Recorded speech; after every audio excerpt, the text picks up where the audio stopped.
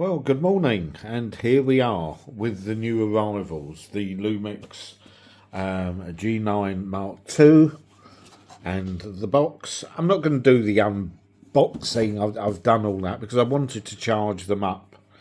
Here's the box of the OM1 Mark II. OM have made their mark by completely changing the style of boxes.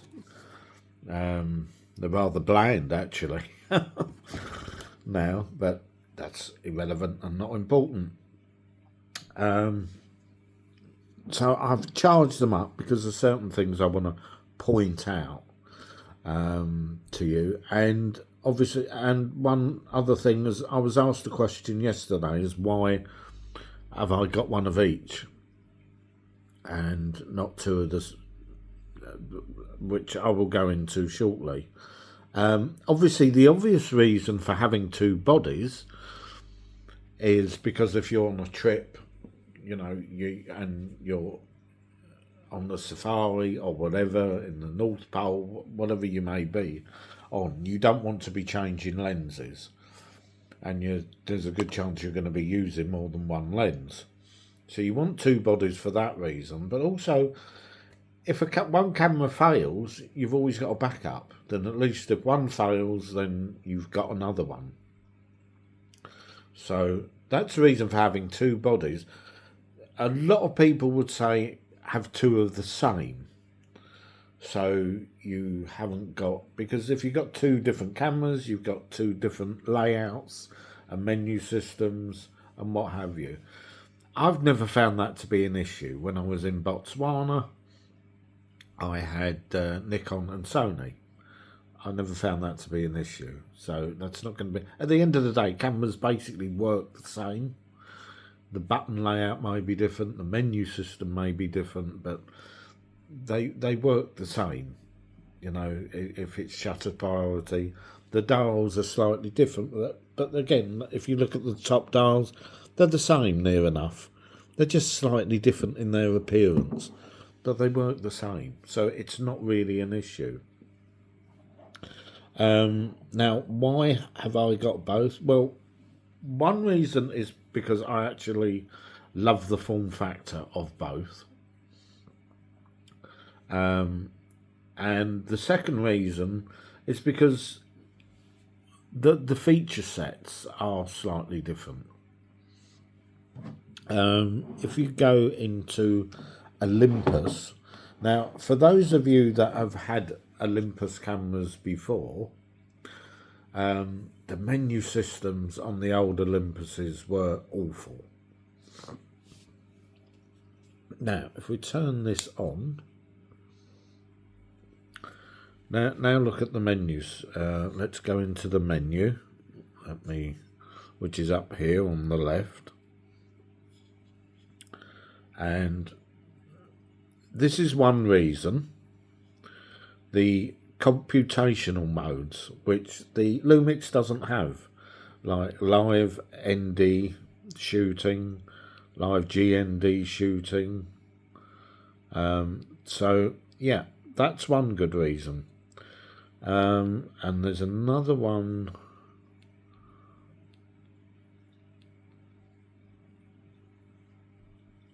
It's if I can find it, where are we? Obviously this is all new, but if I can find it in a minute, which I will do, it's called this is night vision. I'm not sure what that is, but that's it has a starry, I saw it earlier, now I can't find it. That's typical, isn't it? Let me just have a look through that. But it's starry. I think it was here on the green. Was it? Ah, there you go. Look. Starry Sky AF setting. Now this is a feature that enables you to do night photography of the stars in the sky, and astrophotography, basically, without having to go all the normal complicated routes, which is this was in previous models. Olympus were far ahead of their time. This isn't new to Olympus. This isn't new to RM1. This was in the EM1 Mark III, I think, was when it first come out. So, things like that. Olympus were way ahead of their time. So that isn't in this. That isn't in the Lumix. So that's the basic reason. It's just got a few little things, little features that are in this that aren't in the other one. And the menu system is absolutely lovely now. It's all colour coordinated, as you can see. So the menu system they've really improved that. Absolutely fantastic on Olympus part. Because the old menu system was a nightmare. So it is basically just for features. I mean, this has high resolution modes, so you can get a bigger picture with a much higher resolution on its 80 megapixels or whatever.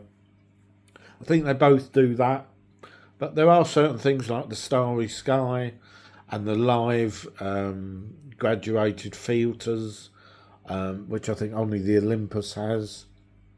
There's a couple of things. So it's having the best of both worlds.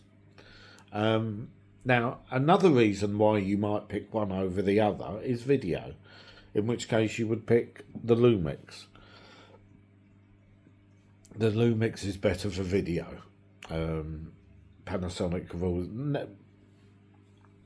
If you look at any promotional video or a promotional ad from either Olympus or now OM systems, it's about the ruggedness and being outdoors. That's what they promote all the time, because the weather sealing and the build quality of the Olympus, or I keep saying Olympus, OM.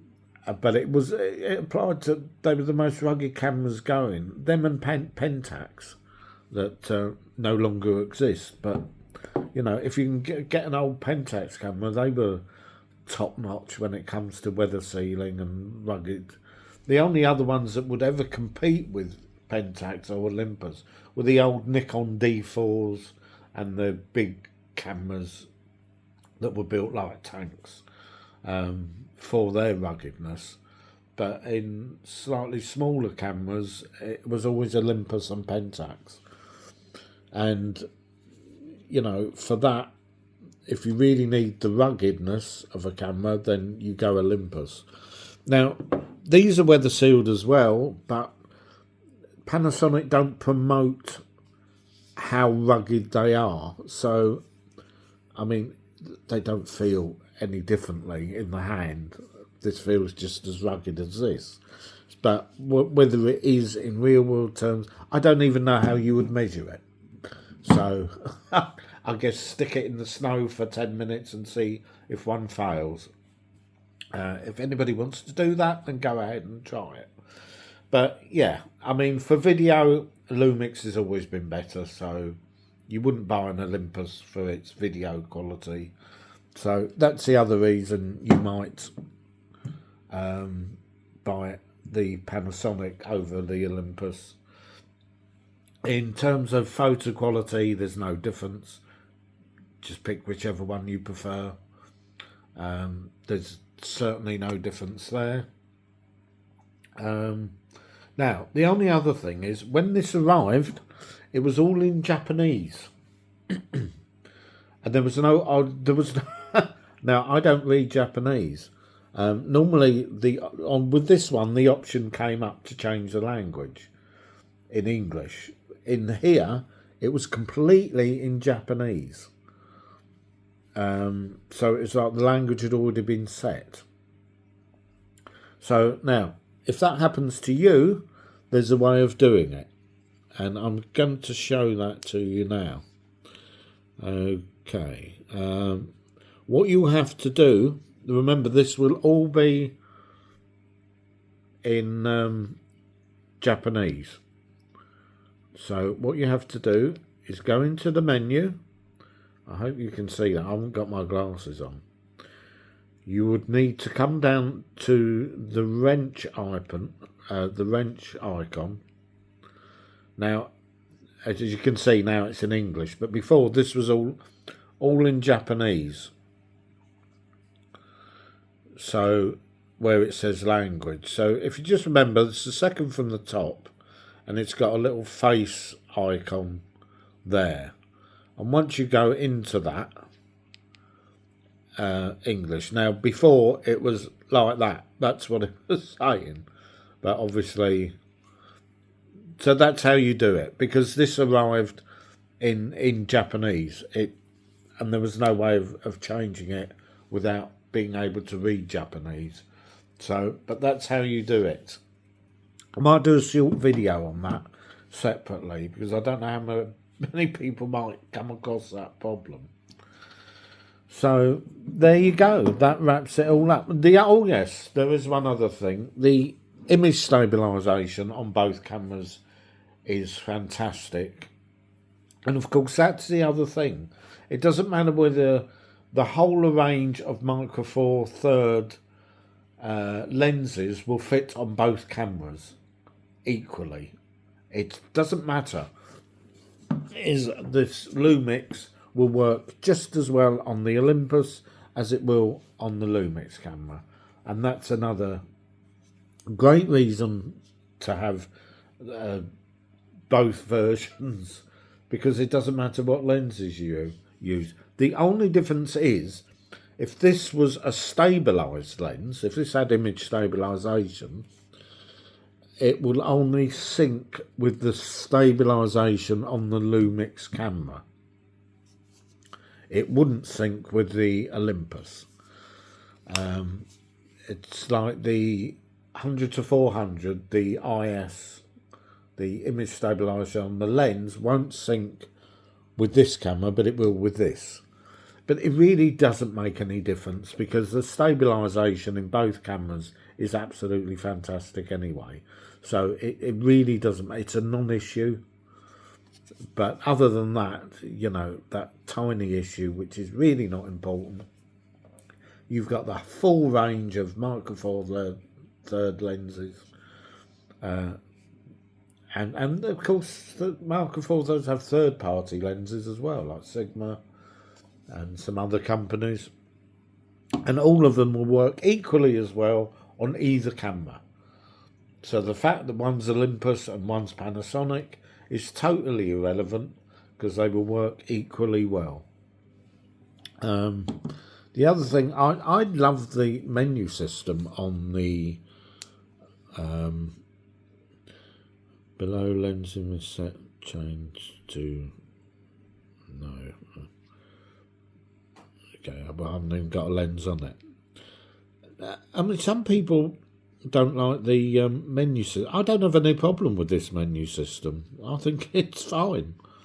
I think Panasonic's menu system has always been fine, and I've always loved the fact they've had a touch screen, because that's the other thing. This is fully touch screen. That's the other thing. Like, you can, if I go down here, oh no, don't. Yeah, I can touch. Everything is touch.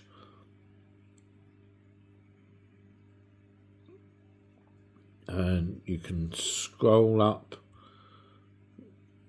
It's really sensitive as well, but everything it's a complete proper touch screen.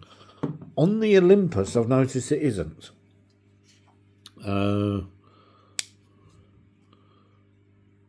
Let's go to the menu. Okay, now if I touch up here, yeah, these will change.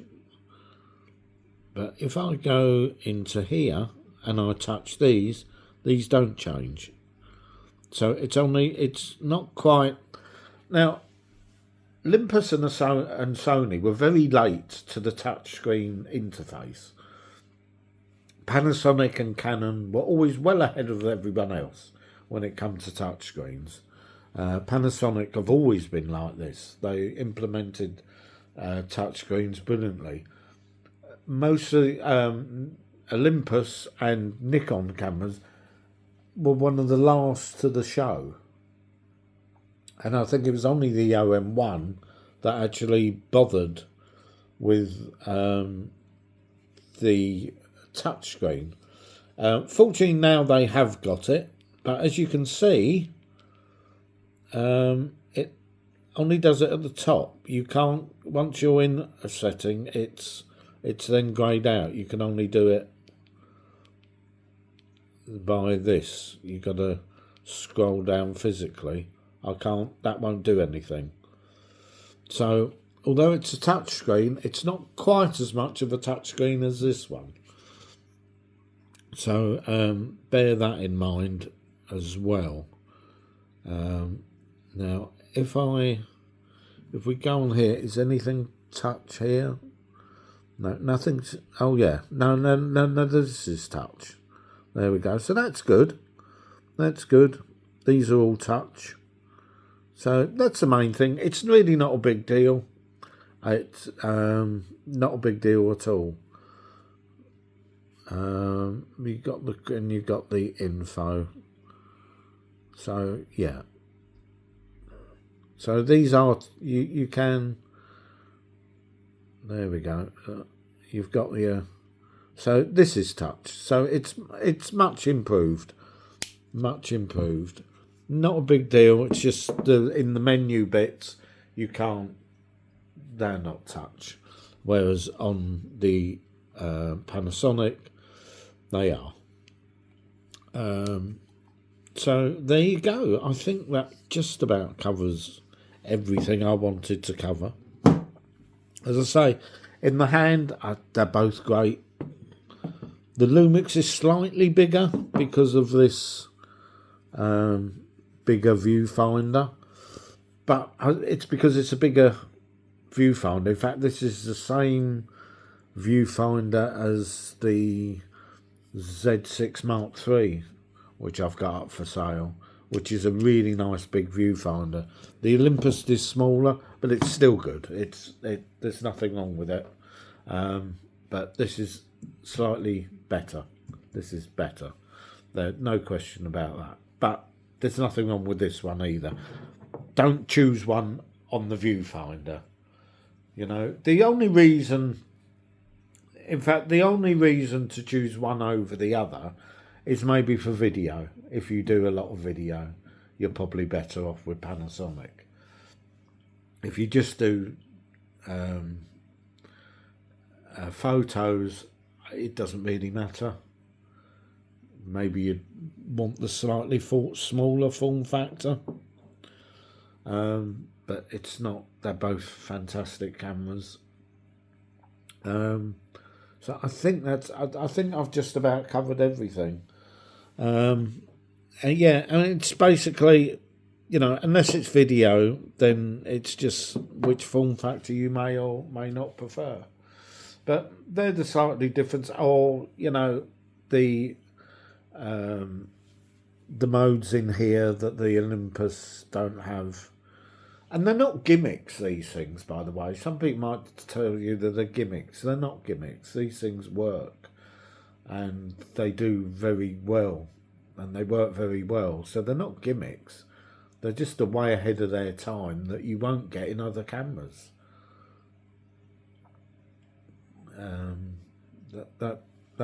That's something I think is absolutely... Olympus were way ahead of the curve in that respect. What ones were the computational modes, like the high res shooting and the live ND shooting, etc., etc. I mean, all these things is way ahead of what any other camera manufacturer has done. That's the one thing about Olympus. You know, you won't get these in a Canon or a Nikon or anything else. And these aren't gimmicks. These are not toys. So, I mean, if you want to get these, use these things, then Olympus is definitely the way to go. If they don't matter to you that much, then either one. Or Lumix if you really need, you're that into video. So there you go. I hope that wraps everything else. If there's any questions, anything I may have missed, leave a comment. I'll do another video if I feel that's a better way to explain it. If not, I'll answer you should you have any questions. Thanks for watching. Please like and subscribe, and till the next one.